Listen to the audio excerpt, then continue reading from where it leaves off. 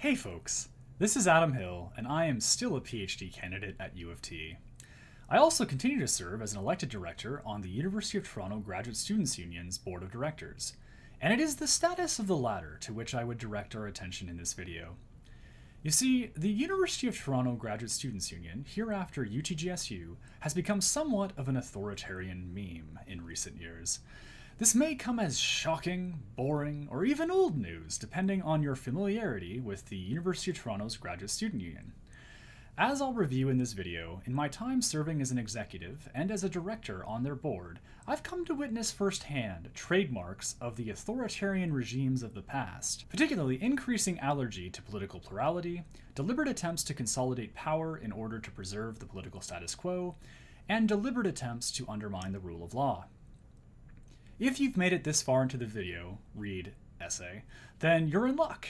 Although the content itself might be banal, its presentation need not. Therefore, without further ado, I'm going to attempt to trace these authoritarian memes as they seem to mimesis alarmingly in the UTGSU. I'll be reviewing each of these topics in turn. Usually, when constructing an argument, you generally want to begin with the most directly credible and indisputable argument first, and then work backwards, possibly concluding with one of your strongest or second strongest arguments for rhetorical impact. Throwing caution to the wind, I'm actually going to begin with my least credible and convincing argument, more of a theory really, regarding a triarchic trio currently operating at the University of Toronto. Those of you familiar with the current student politics of UofT may interpret this insight as rather obvious, given their long-standing histories, but nonetheless, assuming or at least alleging these organizations' collusion can be valuable for trying to understand how some of the other issues that I will raise in this video materialized.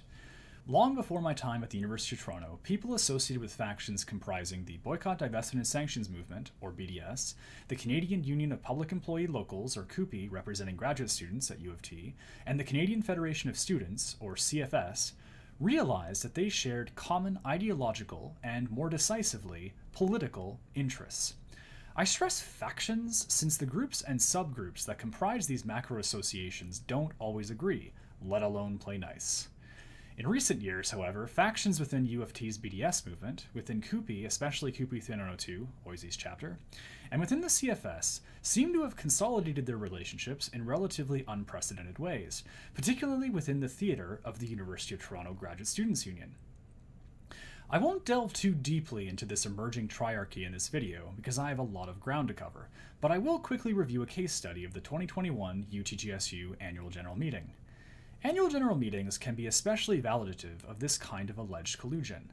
Members and operatives of the triarchy attended the AGM in decisive numbers, seemingly with the primary intent of passing the new bylaws of the UTGSU, a few of which we'll be reviewing later in this video. The UTGSU has a well-documented history of anti-Semitism, to the magnitude and frequency that most Jewish student organizations currently perceive the UTGSU as a bit of a lost cause.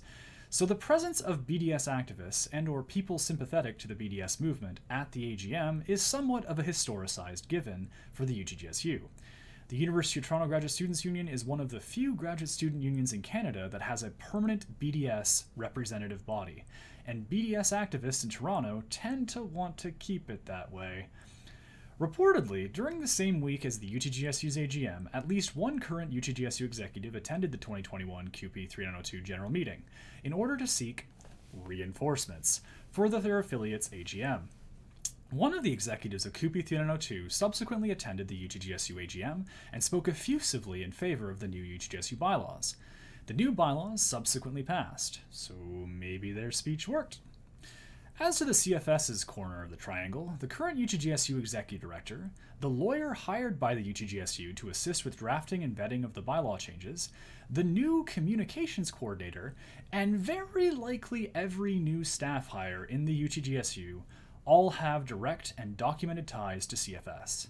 Moreover, the Canadian Federation of Students is somewhat desperate for money these days, so it's possible that some CFS operatives perceive the UTGSU, the largest graduate student union in Canada, as one of its most important remaining strongholds in the country. That said, I facilitated a seminar in one of my history courses in undergrad in which I critiqued Alex Jones as a conspiracy theorist, particularly as a fear salesman, so I should stress that I am not trying to sell you a conspiracy theory. Rather, I'm trying to trace the origins of the current continuance cluster, which I will try to explain next. If one were to entertain the theory of a triarchy, hereafter referred to as regime, comprised predominantly of colluding factions among the UofT BDS movement, CUPE 302, and CFS, the new UTGSU bylaws are their triumph. See what I did there? Try. Oomph. No. Etymologically unsound? Okay. I was determined to try to open this segment of the video with a joke, since it's probably the most boring and banal. So here's a high school picture of me dressed as Hansel McDonald from the movie Zoolander for your viewing pleasure. And yes, that's a blonde mullet. Oh, the early 2000s. On the simplest practical level, the Ontario Corporations Act is on its way out in Ontario, particularly its provisions for not-for-profit corporations. It will soon be replaced by the Ontario Not-for-Profit Corporations Act, hereafter referred to as the ONCA, or ONCA. As such, in the next couple of years, not-for-profit corporations like the UTGSU will need to adjust to the new provisions of the ONCA, or reincorporate. The UTGSU elected to reincorporate under the federal government, or at least that's probably what members of the regime would like you to believe. You see, usually when a corporation decides to reincorporate, as in become a corporation under a new or different jurisdiction, they try to consult and seek the consent from their members first. The UTGSU didn't really do that, or at least it's complicated. At the February 2021 Board of Directors meeting, the elected and appointed directors present tasked the UTGSU Executive Committee with filing for continuance under the Canada Not-for-Profit Corporations Act. Importantly, this was a Board of Directors meeting, not an annual general meeting, or even a special meeting of the membership. Nor was it advertised as either of those two by lawful meetings.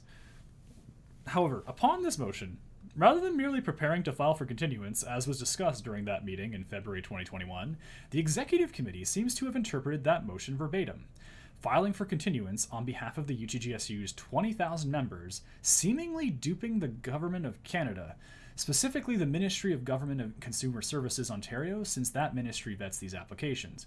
Corporations Canada basically rubber stamps successful applications.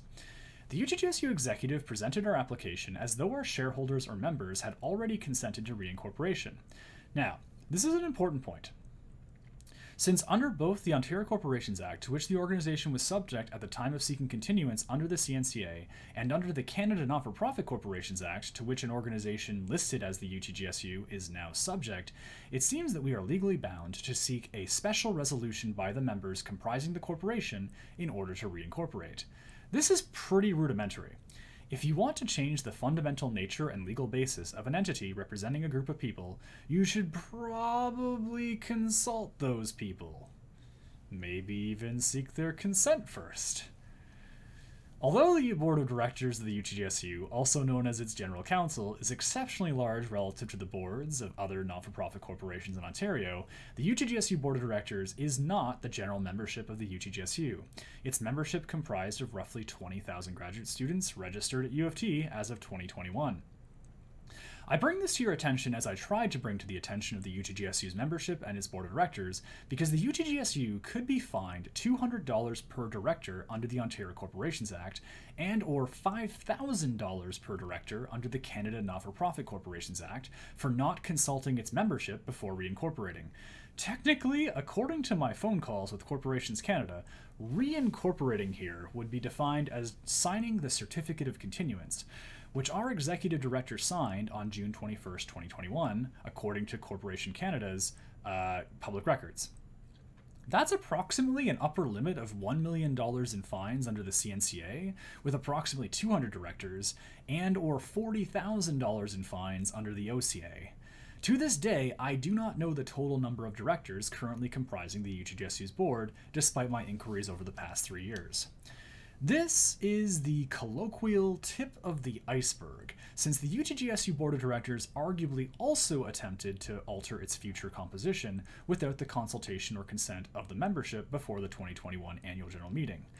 Importantly, these new bylaws successfully passed at that AGM, and oh, what bylaws they include. Let's talk about that impending health and dental disaster. But before that, there's enough of that picture. So, The UTGSU, as with most student unions in Canada, has the primary function of providing health and dental support for its members. Well, as the illusions and connotations of the narrative sketched thus far in this video might foreshadow the contents of those bylaws, that primary function might be jeopardized in the near future for many graduate students at UofT. Specifically, the new bylaws include provisions often referred to as right of exit and right of termination by policy junkies like myself. Essentially, a section of the newly approved bylaws that I disputed myself at the AGM enables members to submit their resignation of their membership to the UTGSU Board of Directors in order to leave the union. For those of you familiar with the coercive mechanics of unions, this should come as a relatively rosé red flag, especially for those of you familiar with the Student Choice Initiative. Essentially, these clauses seem to provide a mechanism allowing people to leave the union upon their own volition should they communicate their resignation to the UTGSU Board of Directors. Moreover, according to my current correspondence with the university, it is unclear whether students will be able to resign and direct their ancillary fee paid for health and dental to another source or plan.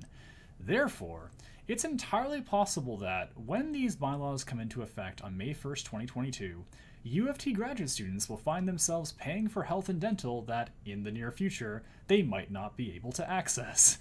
This is still a hypothetical since the university might try to enable students to redirect their fee paid for health and dental coverage to another health and dental plan, but as of the publication of this video, the question of whether students will be coerced into paying for health and dental that they might not be able to access in the future remains an unknown. However, far more memeingly authoritarian, the new bylaws also include right of termination. As in, after May 1st, 2022, any member of the union, according to the letter of the law, can have their membership within the UTGSU and thereby their health and dental care terminated after the academic year ends. It's an exceptional clause because a special resolution as defined by the CNCA refers to a resolution passed by the general membership, not by the board of directors. However, the mere existence of this clause on the books is demonstrative of the changing democratic status of the UTGSU. Cognizant of the anti-Semitic history of the UTGSU, there are probably a lot of student groups who will find this right of exit clause pretty attractive. Moreover, cognizant of this organization's attempts to defame me for bringing these things up, there are probably a lot of operatives supporting the regime who will find this right of termination clause pretty attractive too. That said, I have already tendered my resignation from the UTGSU to be processed as of May 1st for the reasons aforementioned, as well as for the reasons that I will present next. So, I made a video about the potential problems in the UTGSU and uploaded it to YouTube, most of which you may have just watched. Well, naturally, the people who benefit from this regime probably aren't too happy about that, or at least they've demonstrated their relative unhappiness with my efforts. Increasingly evocative of authoritarian memes, this regime has taken to attempting to curb dissent. Please note, dissent doesn't necessarily mean oppositional opinions or perspectives. Dissent can refer merely to opinions or perspectives at variance with those of members of the regime. I'm not here to exercise a vendetta. I've told my own friends and allies since I was first defamed by a widely distributed email, drafted and vetted by members of the regime back in April 2020, that this is about accountability, not revenge. The thing is, in that almost 2-year period, the purposes and consequences of dissent in UofT graduate student politics have intensified to the degree that this is no longer merely a question of accountability. The stakes are now much more fundamental and existential. Situated among the ongoing North American university culture wars, the emergence of this left-wing authoritarian regime, what Habermas would have likely have described as a left-wing fascist regime, is both echo and herald. Both a product of contextualizing trends and a mechanism by which to contribute to producing the next status quo. This is not about me, despite their continued ad hominem attacks, narrativized in order to convince people otherwise.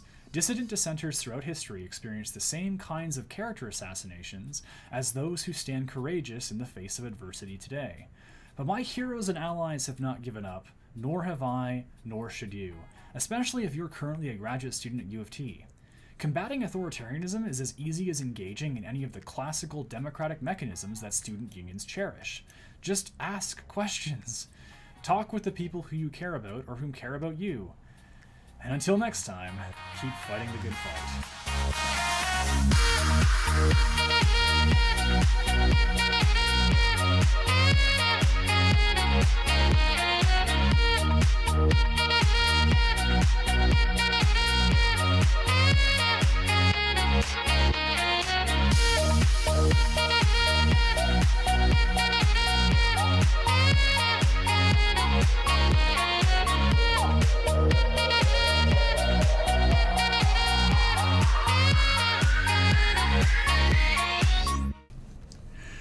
Hey folks, Adam from the future here.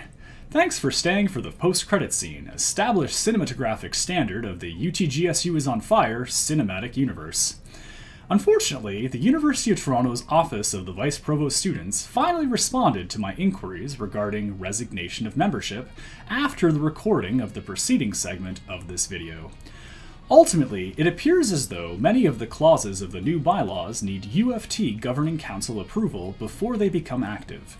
Therefore, these new bylaws might be dead in the water, since the Governing Council, the highest ruling body of the University of Toronto, tends to actually read new legislation before approving it.